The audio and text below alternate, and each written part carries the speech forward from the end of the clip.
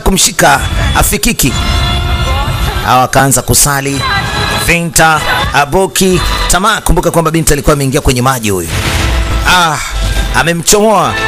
Tunakumbuka kwamba aliingia katika maji akamchomoa. Bado hapo katika yale maeneo ya hatari, bado hajatoka ujue. Dada alifanya miujiza yake na hatimaye miujiza ikakubali, akafanikiwa kumchomoa huyo hapo. Na sasa wanachomoka katika maeneo, yani ukidondokewa na mawe afu ile eneo kawa umelikanyaga, utaingia chini ambako kuna maji na hapo hapo panajifunga, inakuwa ni ngumu kuchomoka nje mzee baba. Sasa wanahakikisha lazima watoke nje faster, wakafanikiwa kuchomoka nje katika yale maeneo ya hatari sana. Bwana sio mchezo. Walipata shida humo ndani balaa.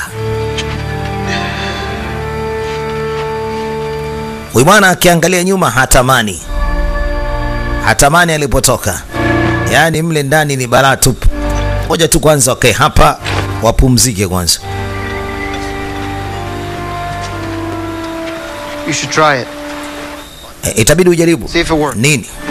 Jaribu tu hicho bwana kama